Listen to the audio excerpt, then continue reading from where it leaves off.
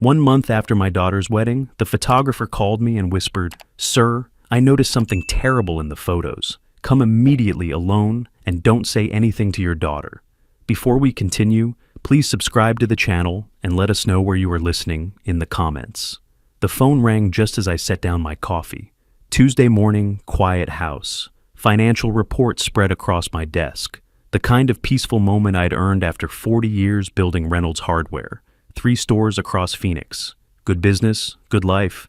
I almost didn't answer the unknown number. "Mr. Reynolds?" The woman's voice trembled. "This is Carolyn Thornton. I photographed Jacqueline's wedding last month. I need to see you immediately, alone. Please don't tell your daughter." My hand tightened on the phone. "What's wrong?"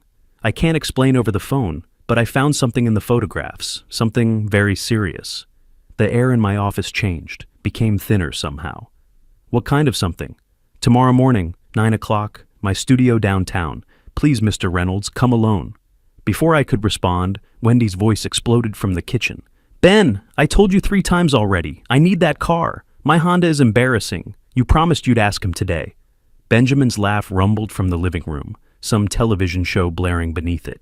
"I'll be there," I said into the phone, barely hearing my own voice. Carolyn exhaled. "Thank you. I'm so sorry, Mr. Reynolds. I really am." She hung up. I sat motionless at my desk, the phone still pressed to my ear, staring at the framed photograph on my wall, Jacqueline in her wedding dress, radiant, Samuel beside her in his tuxedo. 1 month ago. $65,000 I'd spent on that day, worth every penny to see my eldest daughter happy. Something very serious in the photographs. "Dad!" Wendy appeared in my doorway, phone in one hand, car keys in the other. "Did you hear me? I need money for a new car. The Honda is 7 years old and it's humiliating." I looked at my youngest daughter, 31 years old, living in my house for 4 years now. Temporarily, she'd said, when she moved in after her divorce. Benjamin had followed 6 months later. No rent, no end date. "We'll talk about it later, sweetheart." "Later? I need to go to the dealership this week. Melissa got a new Lexus and I can't keep showing up in that piece of junk." I turned back to my computer screen, the numbers blurred. "Dad, are you listening?" "Later, Wendy." She huffed and disappeared. Her footsteps stomped up the stairs. A door slammed. I picked up my coffee. Cold now. Through my office window, the Paradise Valley morning stretched bright and cloudless. July heat already building. Everything looked normal, felt wrong. The day crawled forward. I tried focusing on inventory reports, quarterly projections, payroll schedules. My mind kept circling back to Carolyn's trembling voice. The wedding had been perfect, hadn't it? Jacqueline had glowed. Samuel had been attentive. The ceremony at the Botanical Gardens, reception at that upscale resort. Everything elegant, tasteful, expensive. What could possibly be wrong with the photographs? Around noon, Benjamin wandered into my office without knocking. Never knocked. Just walked in like he owned the place. "Hey, Pops. Wendy says you're being weird about the car thing." I didn't look up from my computer. I said we'd discuss it later. "Yeah, but she's pretty set on it. Maybe just give her the money, keep the peace." He leaned against my doorframe, arms crossed. 38 years old, no job. Living off my daughter's allowance, which meant living off me. "Benjamin, I'm working." Sure, just saying, happy wife, happy life, right?" He grinned and left. Happy wife. He'd never married Wendy. 4 years together, living in my house, and he couldn't be bothered to make it official. But he had opinions about how I should spend my money. I stood and walked to my window. Below, my pool sparkled unused. The guest house where Wendy and Benjamin stayed sat at the far edge of the property. Separate entrance, full kitchen, 2 bedrooms. I'd had it built thinking visiting grandchildren might use it someday. No grandchildren, just Wendy and Benjamin. The afternoon bled into evening. I heated leftover pasta, ate alone at my kitchen counter, while Benjamin occupied my living room and Wendy video called someone upstairs, her laugh piercing through the ceiling. At 7:30, my doorbell rang. Jacqueline stood on my front step, perfect as always. Tailored blazer, designer jeans, that smile she'd inherited from her mother, my eldest, my successful one. Marketing executive, beautiful home, well, apartment currently. Married to Samuel Fisher, investment banker. "Hi, Daddy." She kissed my cheek and walked past me into the house. I was in the neighborhood, thought I'd stop by. Paradise Valley to her place in Scottsdale wasn't the neighborhood, but I didn't mention it. She settled onto my couch, crossed her legs, looked around the living room like she was appraising it. "How are you? You look tired." "Long day. Business things." She picked up a framed photo from my side table, her and Wendy as children, studied it, set it back down, slightly off-center.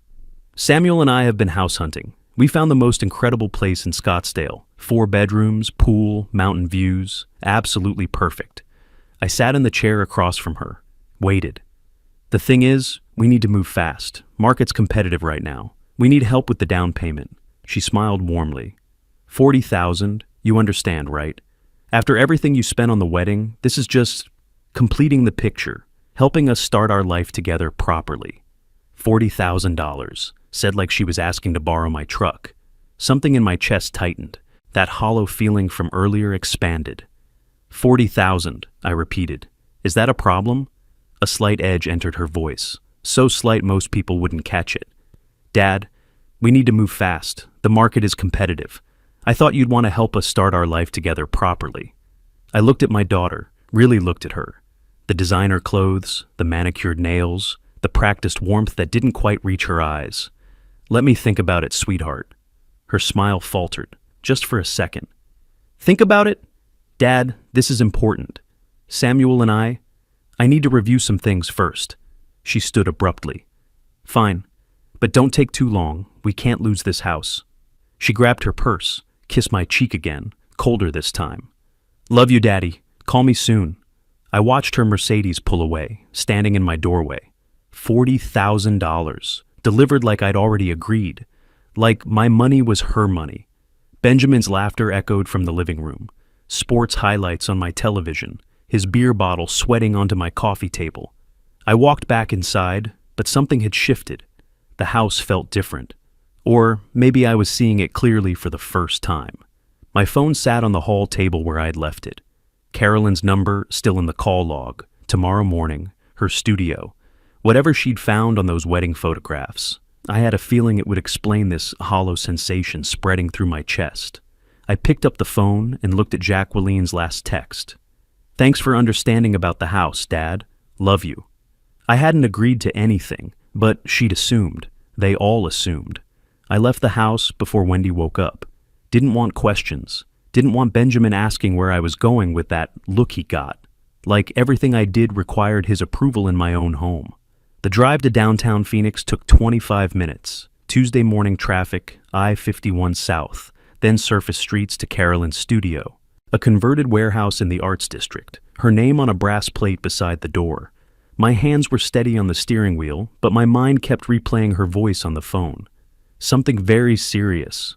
I parked across the street, sat in the truck for a moment.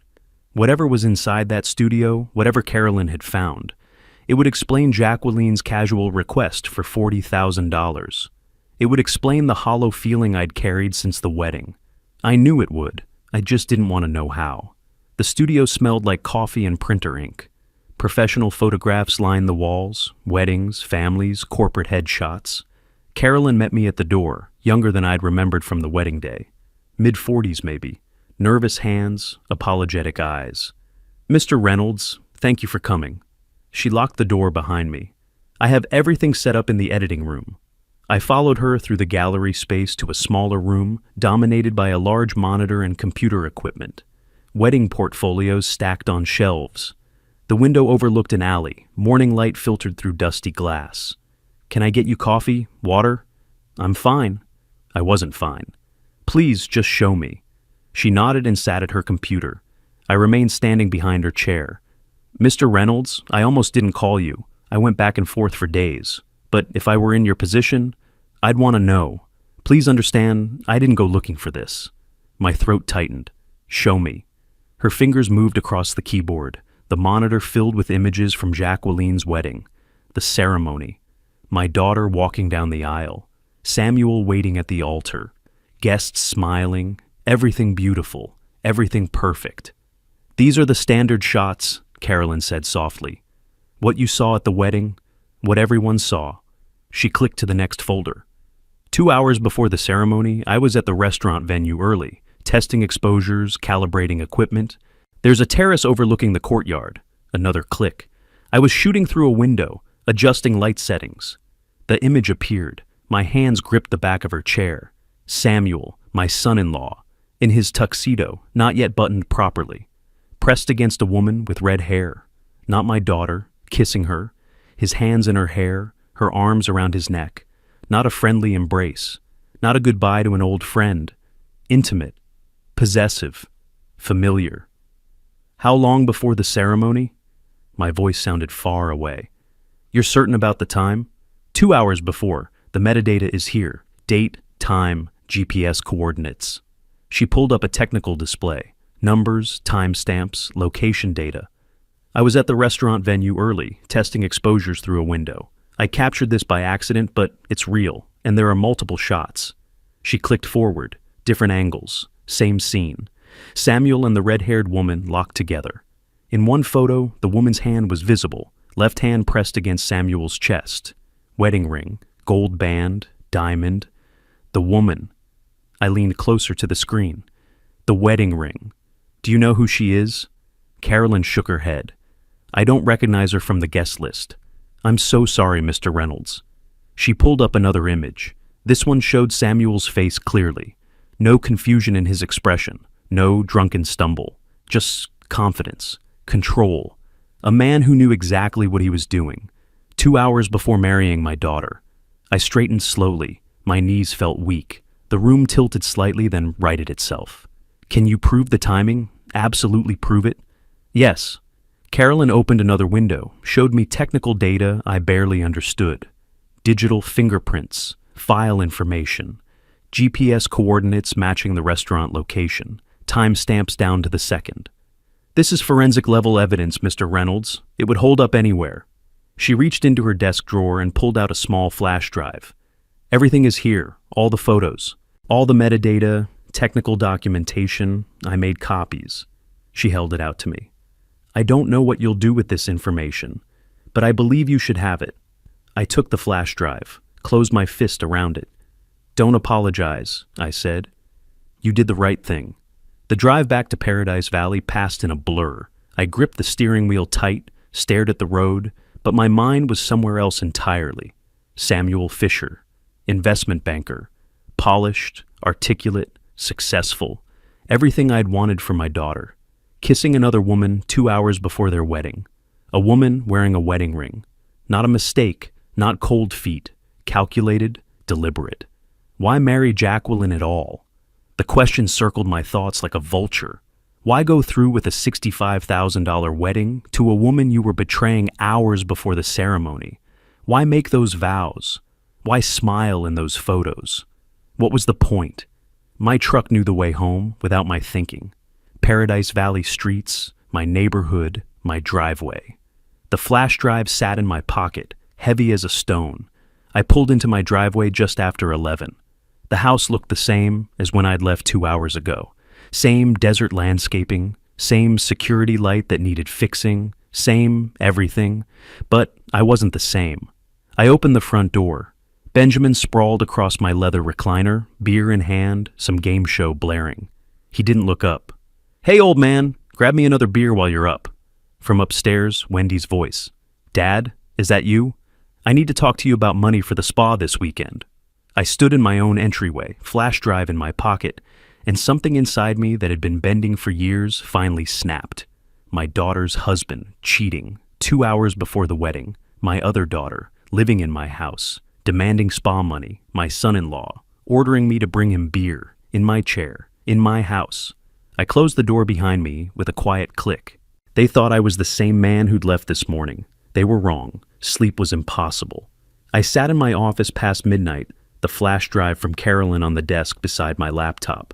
Every time I closed my eyes, I saw those photographs. Samuel's face, confident, not guilty, not confused, confident.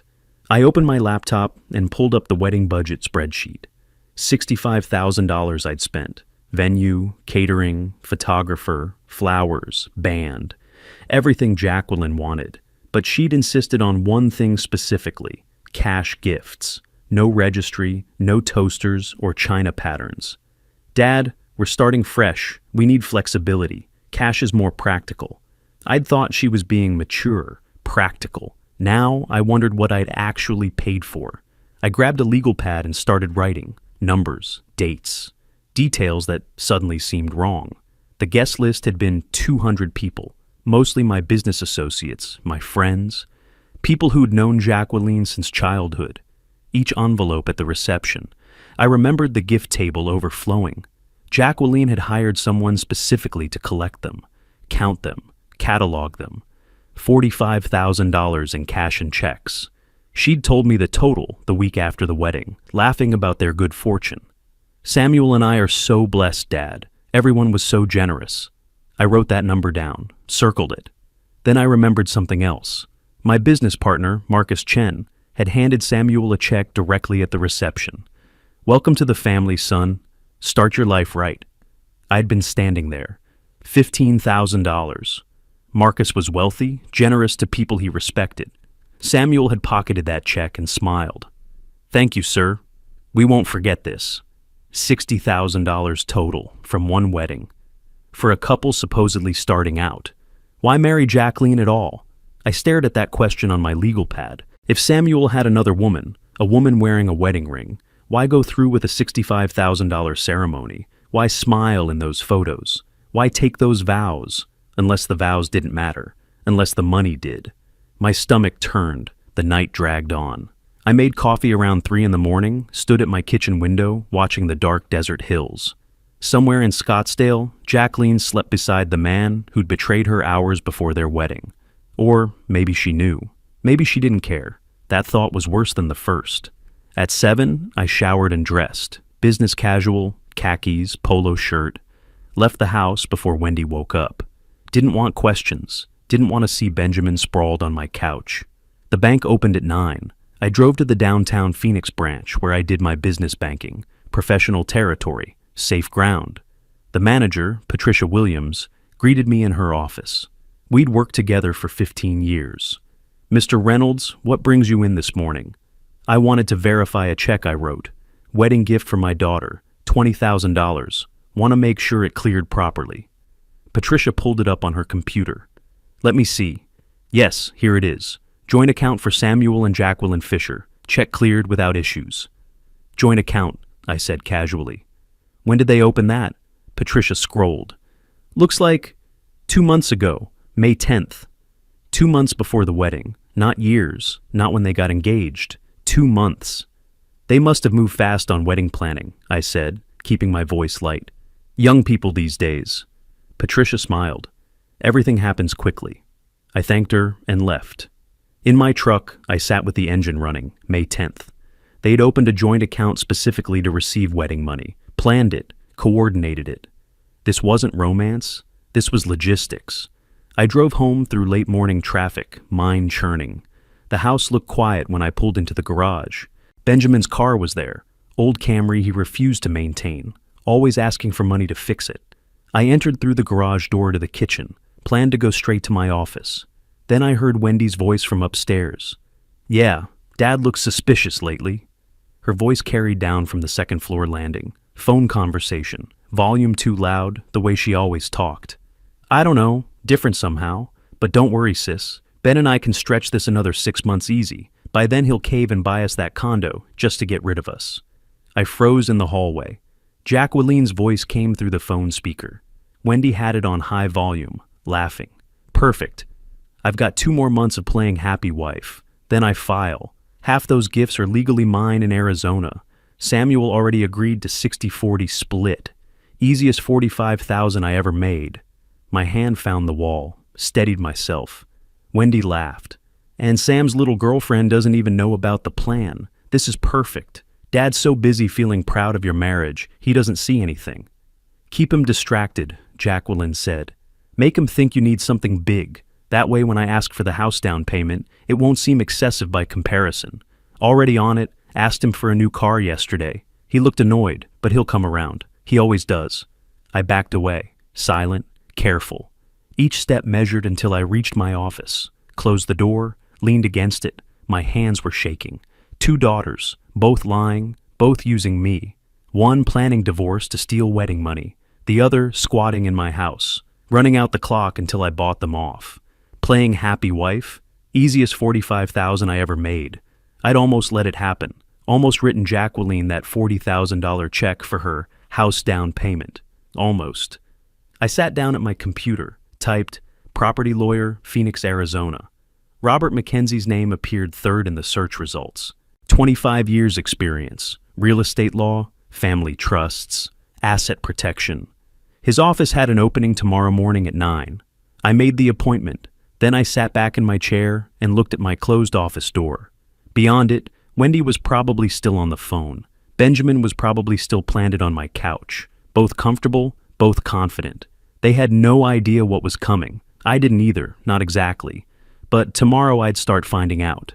Tomorrow I became something other than a wallet with a heartbeat. Mackenzie's office was in a glass building downtown, 23rd floor. I arrived 10 minutes early and spent them in the parking garage, organizing my folder one last time. Wedding spreadsheet. Flash drive from Carolyn. My notes from last night. 3 pages of timelines, quotes, dollar amounts. Evidence. The elevator ride up felt longer than it was.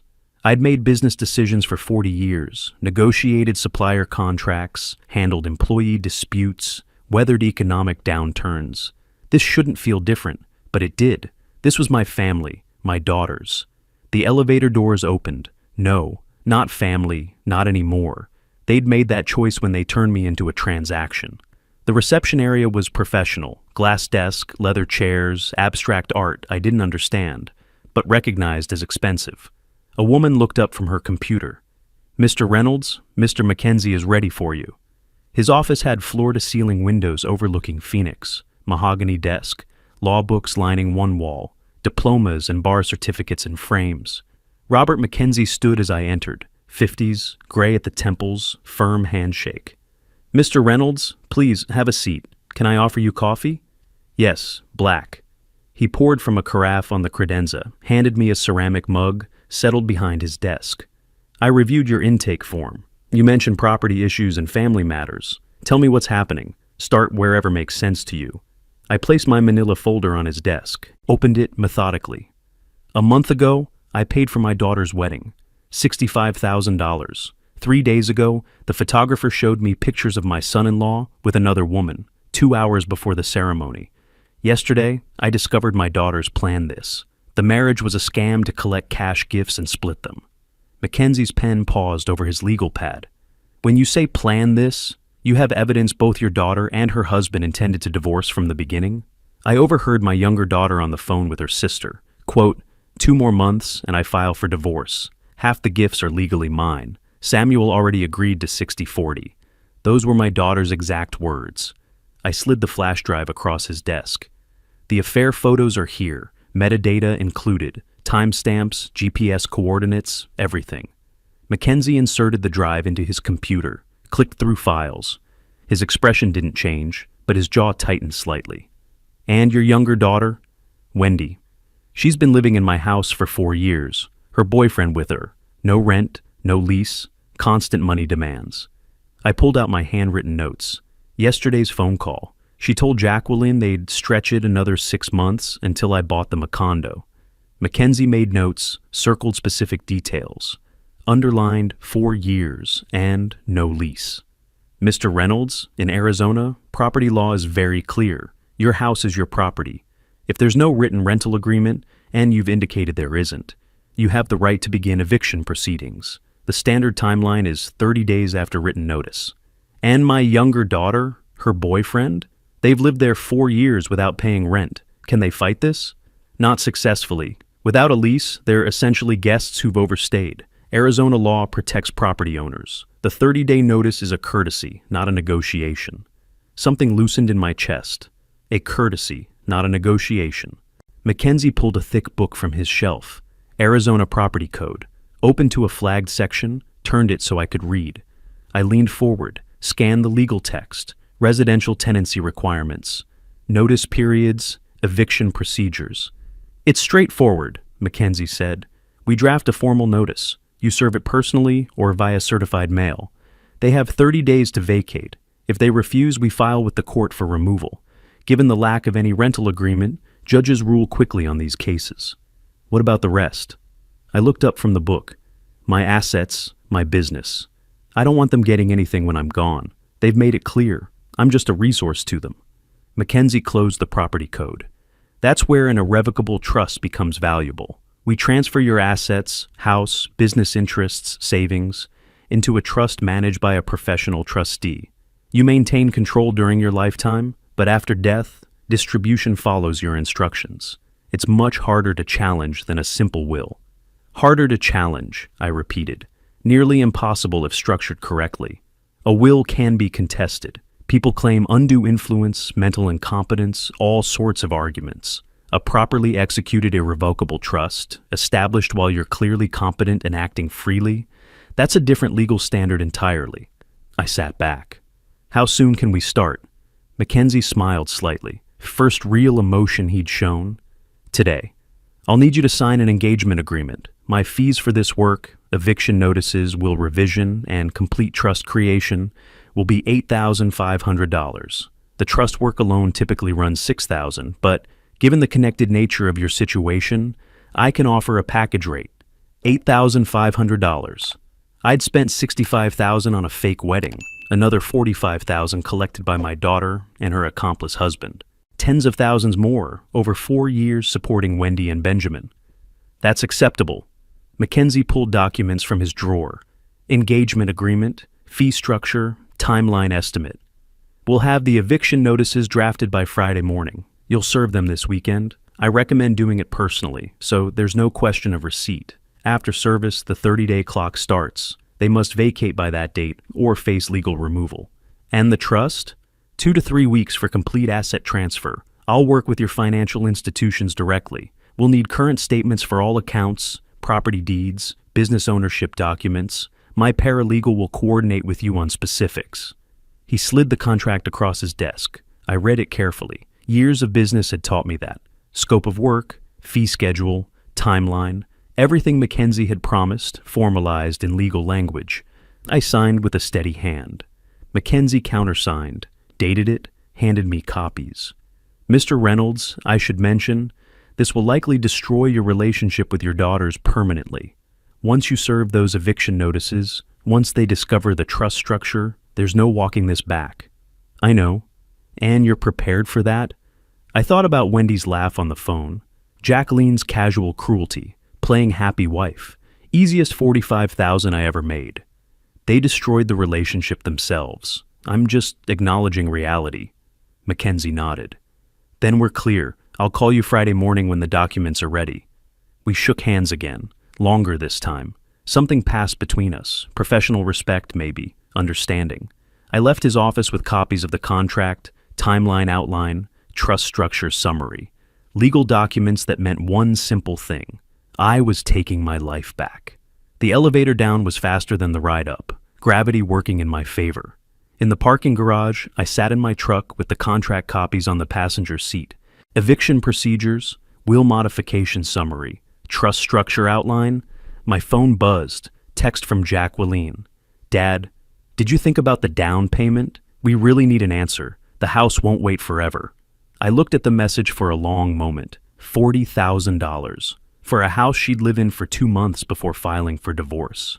I deleted the text without responding. Then I started the truck and headed home. Wendy and Benjamin would be there, comfortable and confident, expecting nothing to change.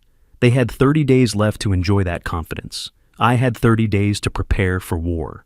The envelopes arrived Friday morning. Mackenzie's return address, heavy paper, official seals. I set them on my desk and looked at them for most of the day.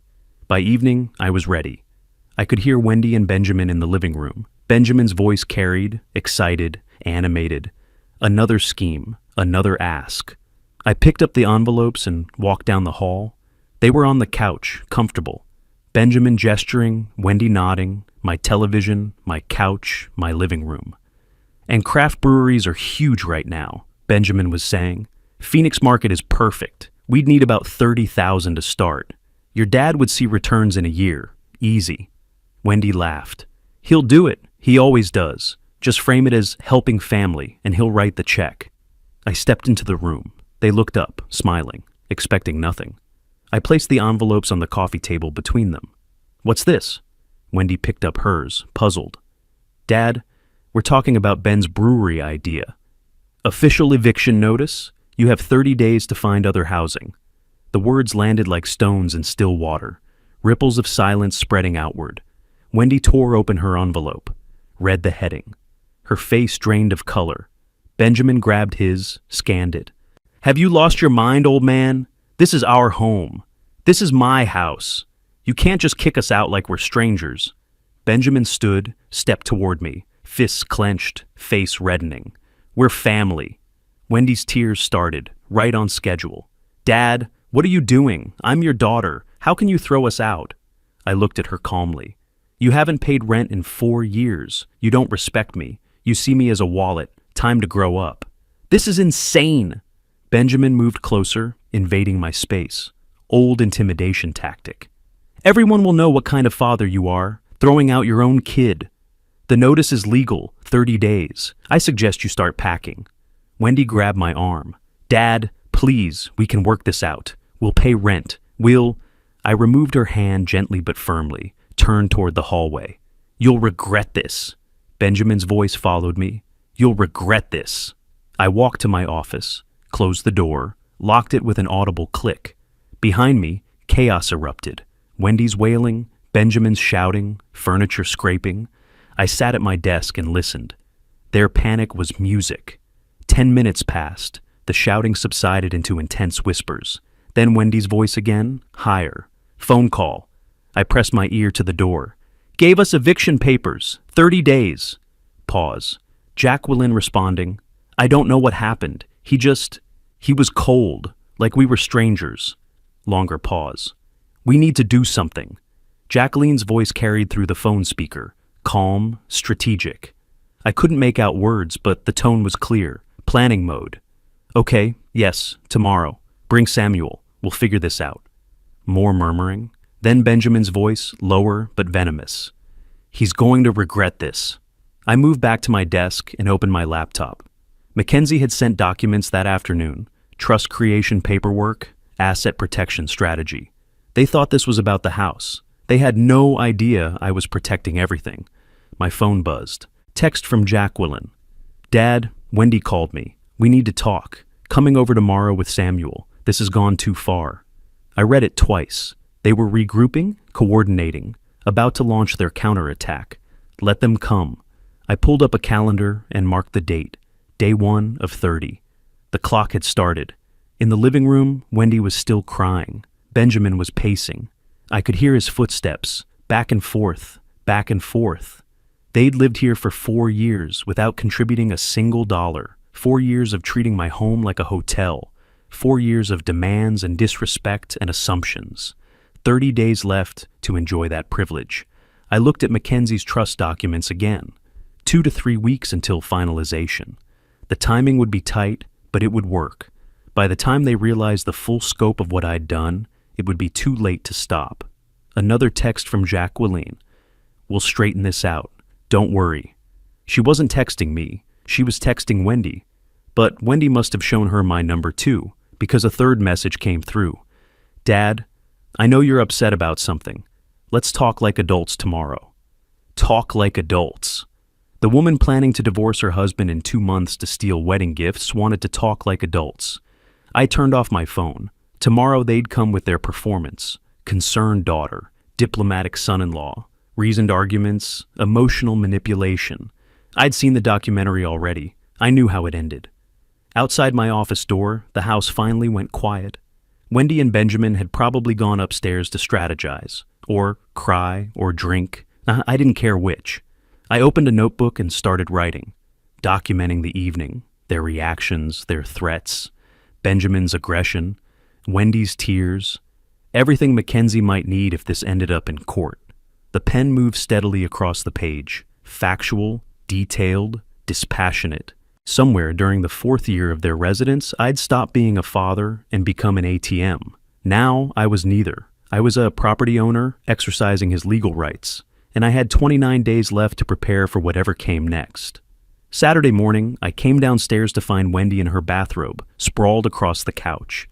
Dad, her voice was weak, theatrical. I can't get up. My heart is racing.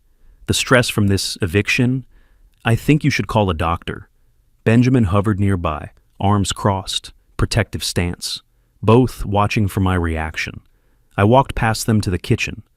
There's cold medicine in the cabinet, I said, without stopping. Behind me, silence. Then Wendy's frustrated exhale. I poured coffee and carried it to my office. Closed the door. Sunday afternoon, Benjamin found me in the garage, blocked the doorway with his body. You know what people will say, right? Aggressive tone, face too close to mine. That you threw out your own daughter, your pregnant daughter. Wendy wasn't pregnant, just another lie. Your business partners, your church friends, they'll all know what kind of man you really are. I checked my watch. The eviction is legal. You have 26 days left. Now move. He didn't. We stood there for 10 seconds. 20. His jaw working, fists clenched. Finally, he stepped aside. I got in my truck and drove to the hardware store. Stayed there for 3 hours, reviewing inventory, talking to managers, being anywhere but home. When I returned that evening, an envelope sat on my kitchen counter. Handwritten heading, Proposal. I opened it. Benjamin's handwriting, itemized list. Investment opportunity, craft brewery partnership. Initial capital required, $50,000. Terms, Wendy and Benjamin remain in residence, pay nominal rent, $500 month, repay investment within 5 years. $50,000, up from the 30 he'd mentioned Friday night. Desperation inflating the numbers. I read the whole thing, 2 pages. Financial projections pulled from nowhere, promises of returns, guarantees of family harmony. At the bottom, this solves everything. We stay, you profit, family stays together. I folded it, walked to the living room where they sat waiting, and handed it back. No. Wendy's face crumpled. Dad, we're trying to compromise. No, I repeated, and returned to my office with my dinner. Through the wall, I heard their frustrated whispers, accusations, disbelief, the sound of dishes slamming. Monday and Tuesday passed similarly. Wendy alternated between tears and silence. Benjamin oscillated between threats and bargaining. I maintained my routine, work, home, office, meals alone. Their presence became background noise. Wednesday evening, Jacqueline arrived. She'd called that afternoon. Dad, we're coming over for dinner, Samuel and I. We need to talk as a family. Not a request, an announcement. They arrived at 6. Jacqueline carried grocery bags. We're cooking tonight. You work too hard. Samuel smiled, firm handshake. Horace, hope you don't mind us just showing up. Jacqueline was worried. Families should support each other through difficult times. They took over my kitchen. Jacqueline chopped vegetables. Samuel set the table. Wendy emerged from upstairs, makeup perfect. No sign of her illness. Benjamin appeared, freshly showered, playing the reasonable adult. An intervention, carefully staged. We sat for the meal they had prepared. Chicken, rice, salad, nice presentation. Jacqueline poured wine. Samuel made small talk about his car sales work. Everyone performed normalcy. Then Jacqueline shifted gears. Dad, this house must be a lot to manage alone. All these rooms, the yard work, the maintenance. Have you thought about something smaller? A nice condo? I cut my chicken, chewed slowly. Samuel picked up the thread. The real estate market is strong right now. Houses in Paradise Valley sell fast. You could get top dollar, help set everyone up comfortably. There it was. Jacqueline touched the picture frame on the side table, adjusted it, territorial gesture. We'd help you move, of course, and whatever proceeds you got, it would be nice to share with family, help Wendy and Ben get started, help Samuel and me with our house down payment. Everyone benefits. The house. They wanted the house sale money, not inheritance someday. Now. The realization clicked into place with perfect clarity. Dad, I'm just saying, you're getting older. Wouldn't it be easier to have something manageable, less responsibility? I set down my fork, looked at each of them. Jacqueline, Samuel, Wendy, Benjamin, 4 faces, 4 different masks, 1 agenda. I'm not selling my house, Jacqueline laughed lightly, edge underneath. Dad, no one's pressuring you. We're just concerned. I stood. Thank you for your concern. I'm fine. Good night. The scrape of my chair, the walk to my office, the door closing. Behind me, shocked silence, then urgent whispers. I grabbed my phone and dialed Mackenzie's cell. I need to see you tonight. It's urgent. I'll be at the office in 30 minutes. I waited until I heard their cars leave. Jacqueline's Mercedes, then Benjamin's Camry following, coordinating, planning their next move. I grabbed my keys and drove downtown. Mackenzie's office was lit, 23rd floor window glowing. He met me in the lobby.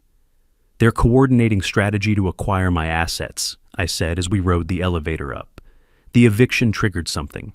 Now they want me to sell the house, split the proceeds. Tonight's dinner was reconnaissance. In his office, Mackenzie pulled out fresh documents.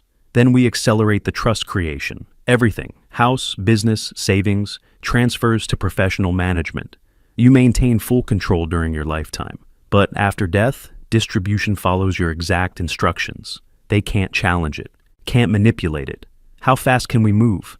I'll start paperwork tomorrow. We'll also change your bank account beneficiaries immediately. Remove your daughters entirely. $5,000 for the trust creation, but it's worth every penny. Do it. He pulled up forms on his computer.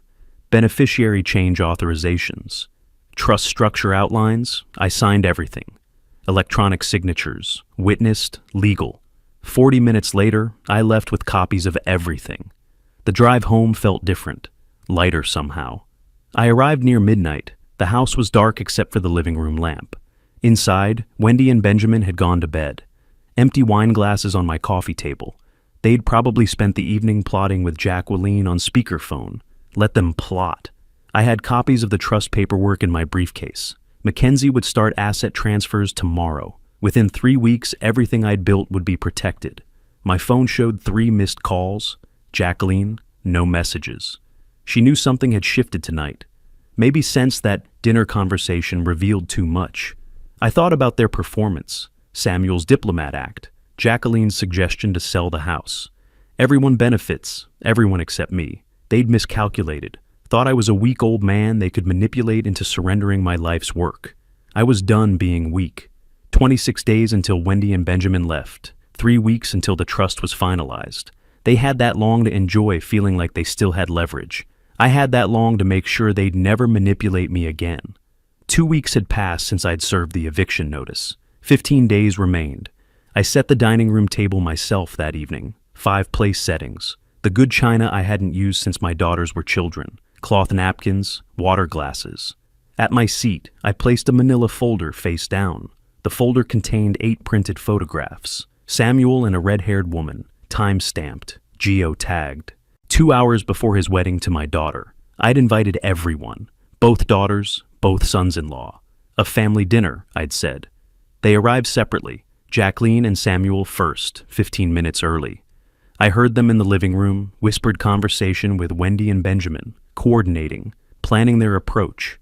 I called them to the table. The tension was immediate. They sat, exchanged glances, waited. I served roasted chicken and vegetables. Simple meal, nothing elaborate. This wasn't about hospitality. We ate in near silence for 10 minutes, forks scraping plates, water glasses lifted, the sound of forced normalcy. Then Jacqueline started. Dad, we've all been talking. The situation with Wendy, it's stressful for everyone. Maybe it's time to think about simplifying. The house, the business, it's a lot for one person. Samuel nodded, supportive. Horace, no one's saying you can't handle it. We just want to help. Selling at the right time, in this market, we could help you organize everything, make it easy. Wendy leaned forward, gentle voice. Dad, we're worried about you, all alone here. Wouldn't a nice condo be better? Less maintenance, less stress? I set down my fork, reached for the manila folder. Before we continue, there's something you should see. Jacqueline picked it up, suspicious. What is this? I took a sip of water. Photographs from your wedding. Particularly interesting are the shots of Samuel with a red-haired woman, 2 hours before the ceremony, on the restaurant terrace. Samuel's face drained. That's not... Jacqueline opened the folder. I watched her eyes move across the first image, then the second. Her expression hardened into stone. Where did you get these? I ignored the question. I also overheard a phone conversation between you and Wendy. Let me quote, 2 more months, and I file for divorce. Half the gifts are legally mine. Samuel already agreed to 60-40 split. Those were your exact words, Jacqueline. Wendy's hand flew to her mouth. Benjamin half stood. You spied on us? You had no right? I raised one hand, palm out. Stop. Benjamin sat. I've created an irrevocable trust. My house, my business, my savings, everything is now protected. After my death, you'll receive the minimum required by Arizona law, not a cent more. Jacqueline's voice rose. You can't do this? We're your family. I stood, pushed my chair back slowly, folded my napkin beside my plate. Wendy and Benjamin have 15 days to find new housing. This conversation is over. Dad! Jacqueline stood too. You're destroying this family. Over what? Some misunderstanding? I paused at the dining room doorway, didn't turn around. I'm not destroying anything. I'm protecting what I built from people who saw me as a resource, not a father. I walked down the hall to my office, closed the door, locked it. Behind me, voices erupted, Jacqueline shouting, Samuel's defensive protests, Wendy crying, Benjamin's angry curses. I sat at my desk and opened my laptop. Email from Mackenzie, sent an hour ago. Trust documents ready for final signature. Can you come in tomorrow morning? I typed back, 9 a.m. From the dining room, the argument continued, Jacqueline demanding I come out, Benjamin threatening to break down the door, empty threat. Wendy's sobs carrying down the hallway. They could argue all night. It wouldn't change anything. The photos were on the table. The truth was spoken. The trust was nearly complete. 15 days until Wendy and Benjamin left my house. However long it took for Jacqueline and Samuel's fraudulent marriage to collapse on its own. I'd spent 2 weeks watching them manipulate, scheme, coordinate. Watching them treat my home like their playground and my wallet like their property. Now they knew I'd been watching back, and I'd already won. Mackenzie's office at 9 the next morning. Jennifer Chan was already there, a specialist in estate planning he'd brought in to finalize the trust. Mr. Reynolds? She shook my hand. 50, professional, efficient. Papers spread across the conference table like a legal fortress. Everything's ready for your signature. I sat down and started signing, page after page. Initials here, full signature there, transfer of primary residence, business interests, bank accounts, investment portfolios, all moving into the irrevocable trust structure. This transfers your house to trust management, Jennifer explained. Upon your death, distribution follows these instructions. Minimum legal requirement to immediate family, remainder to the charities you selected. And my daughters can't challenge this? They can try. Her voice was certain. But irrevocable trusts are extremely difficult to overturn. This is as protected as assets can be. I signed the final page. Done. 40 years of work. Protected. I drove home feeling lighter than I had in months. The next 13 days became a masterclass in psychological warfare. Day 2, I found my coffee maker shattered on the kitchen floor. Benjamin lounged at the table, newspaper spread in front of him. Oh, that, he shrugged. Slipped out of my hands this morning. Accidents happen. I swept up the glass without comment. 11 days, I said, tossing the pieces in the trash. Day 4, I heard Wendy talking to Mrs. Patterson over the back fence, our neighbor. I watched from the window. Wendy dabbed her eyes with tissue, dramatic gestures. He's throwing us out with nowhere to go. I don't know what's gotten into him. Mrs. Patterson looked uncomfortable. I'm sure you and your father will work things out, dear. I don't know. He's changed. It's like he's not the same person. I turned away from the window. Let her perform for the neighbors. It changed nothing. Day 7, Jacqueline arrived with a woman carrying a clipboard. Dad, this is Dr. Morrison. She's a psychologist. We thought it might help to talk. I remained standing, arms crossed. I didn't agree to any conversation. The woman smiled professionally. Mr. Reynolds, your daughter is concerned about recent behavioral changes. Sudden decisions, cutting off family. These can sometimes indicate underlying issues that... Stop. I looked at Jacqueline. Out, both of you, now. Dad, she's trying to help. If you just listen, this is my house. You're leaving. They left. Day 10, I came home from the store to find my office door slightly ajar. I always closed it completely. On my desk, the trust documents sat exactly where I'd left them. Almost exactly. The corner was bent differently. Someone had looked through them. That evening, Wendy was quieter than usual. Benjamin kept glancing at her. They knew now. Really knew. The trust was real. The money was gone. Day 12, Wendy knocked on my office door. Afternoon. Benjamin wasn't with her. Dad, can we talk? Just us? I gestured to the chair. She sat, tissue already in hand, eyes red. I've been thinking about everything. You were right. About Ben, about how we've been living. He's not a good influence on me. I see that now. I waited. I've made terrible mistakes. I'm asking, begging for your forgiveness. Another chance. I could change. I could be the daughter you deserve. The performance was flawless. Trembling voice, vulnerable posture, leaning forward. Every manipulation technique in her arsenal. I let the silence stretch. Watched her. Really watched her.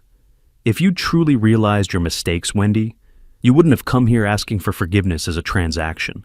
You'd have come without expecting anything in return. But you're asking for the house, for money, for me to change my mind about the trust. No, you want me to believe Benjamin corrupted you, that you're a victim. But I heard you on the phone with Jacqueline planning this. You were laughing, both of you, about manipulating me. Her face changed. Tears stopped. Voice went hard. Fine, fine. You want to be alone? Be alone. But don't expect us to care what happens to you. I didn't stand, didn't react.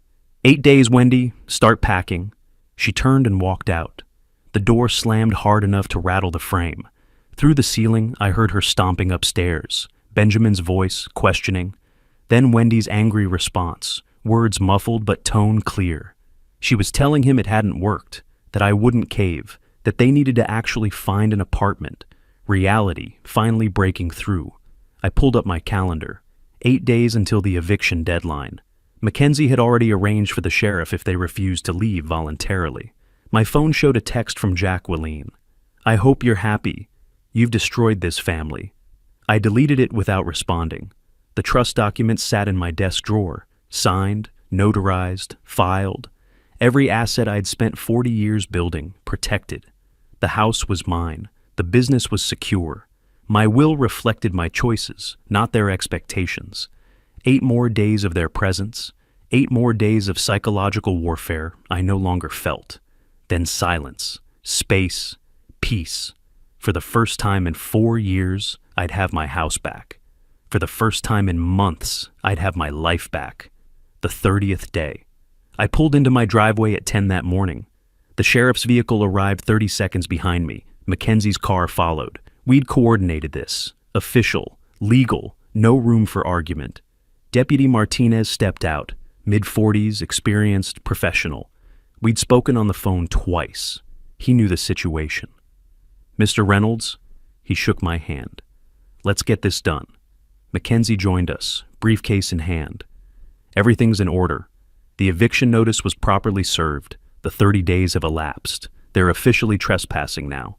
We walked to my front door together, my house, my property, but I knocked anyway. 3 firm knocks.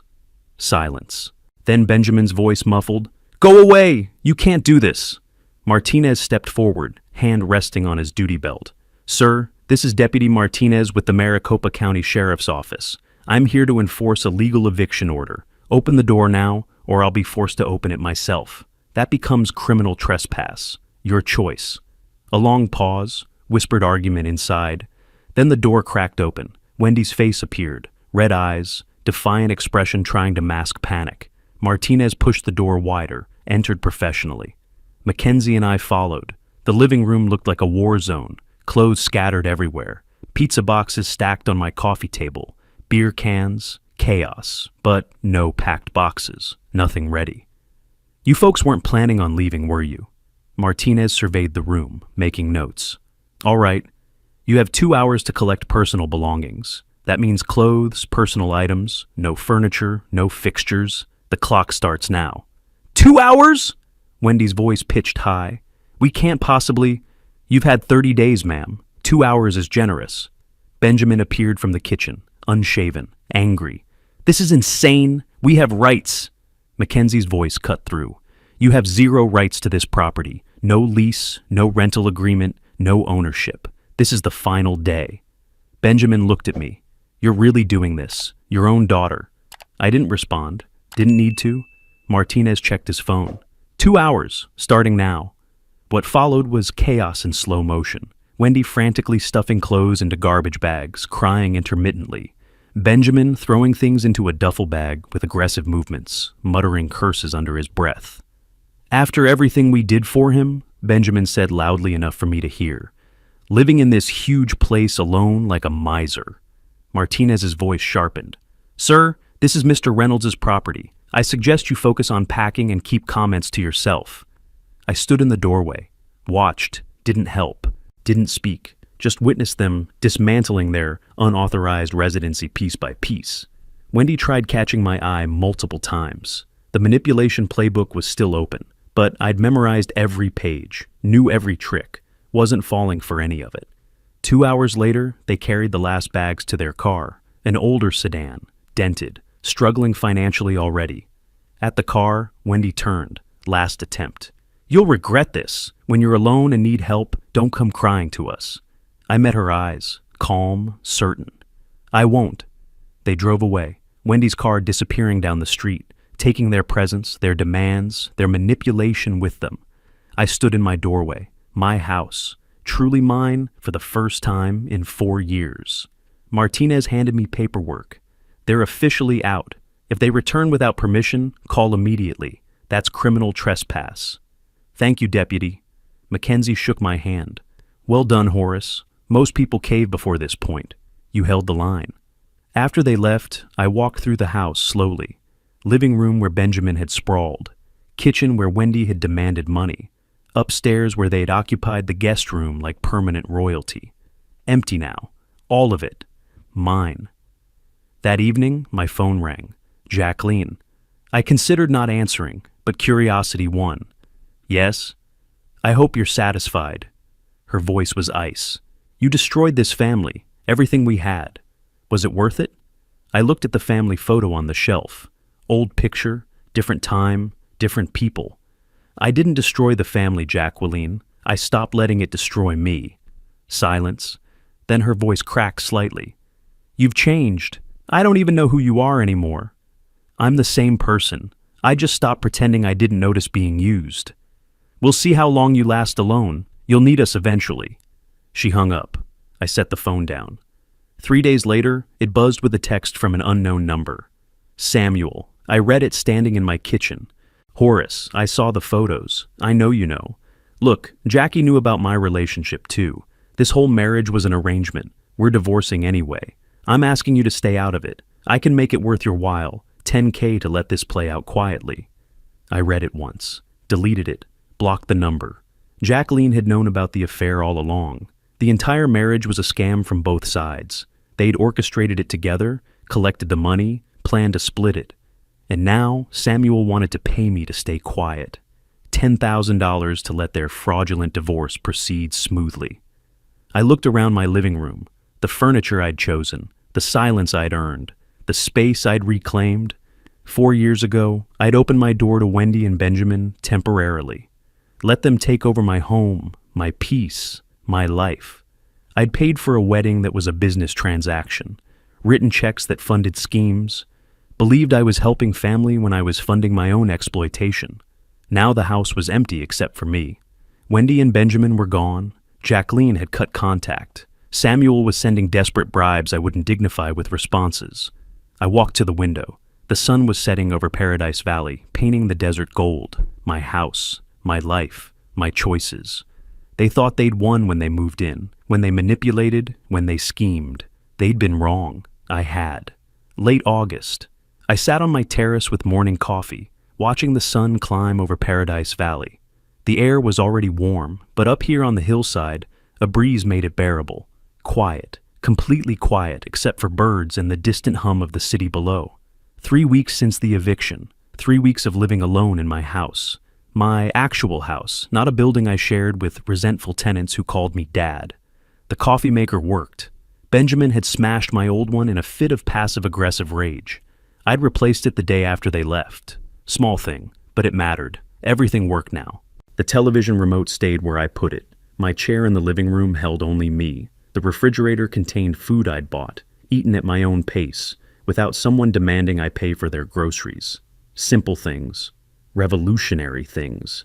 Wendy had called twice this week. I'd let both go to voicemail, deleted the messages without listening. She and Benjamin had found a cheap apartment on the outskirts. Benjamin was working some regular job. They were figuring it out. Without my money, without my house.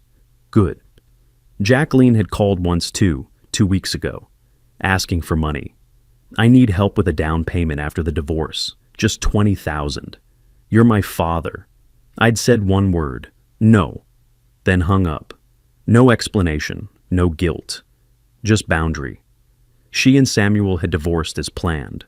The court had sorted through their wedding gift situation. Both lost money to lawyers. Ironic justice. They'd schemed to collect cash, ended up spending it on legal fees to divide what remained. The postman arrived mid-morning. I retrieved the mail, carried it back to the terrace.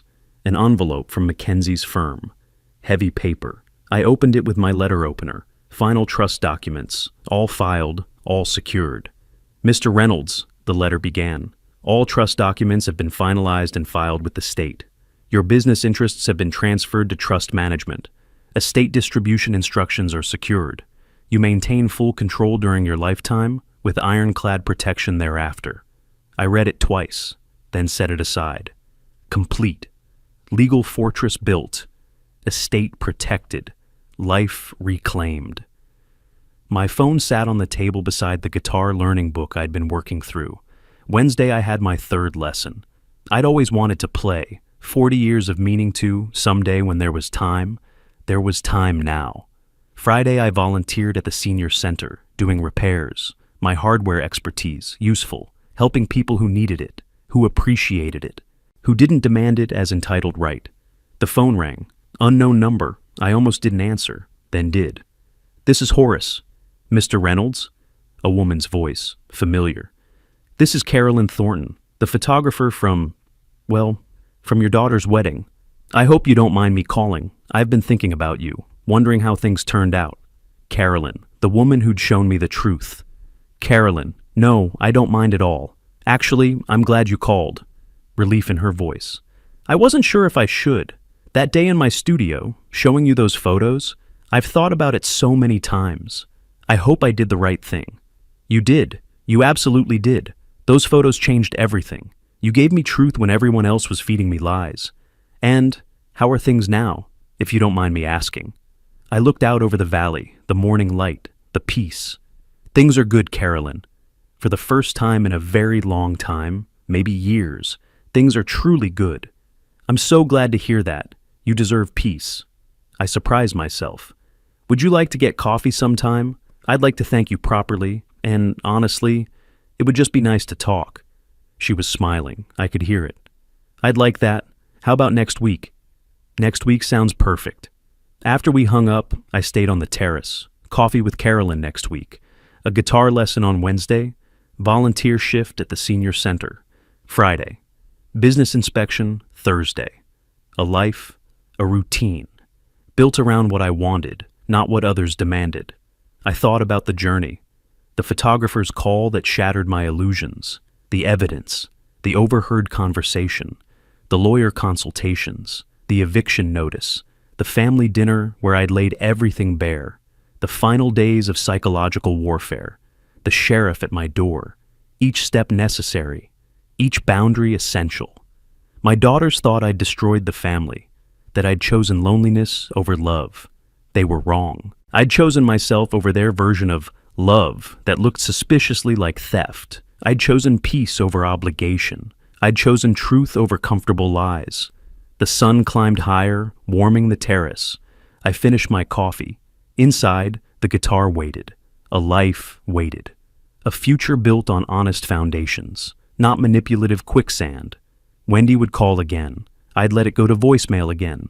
Benjamin might text. I'd delete it. Jacqueline might demand. I'd decline. They were learning to solve their own problems. I was learning to let them. The trust document sat on my desk inside, every asset protected, every decision mine. I stood and walked to the terrace railing, looked out over Paradise Valley, my home, my view, my peace. Alone, yes, but free. And for the first time in years, maybe the first time ever, that was exactly what I wanted. The next chapter was mine to write. Coffee with someone who didn't want anything except conversation. Guitar music made for my own enjoyment. Repairs done because I chose to help, not because someone demanded it. A life lived on my terms. Justice wasn't revenge, it was protection. It was boundaries. It was saying no when no was the only sane answer. I'd save myself, and that was worth everything. If you like this story, please like this video, subscribe to the channel, and share your impressions of this story in the comments. To listen to the next story, click on the box on the left. Thank you for watching.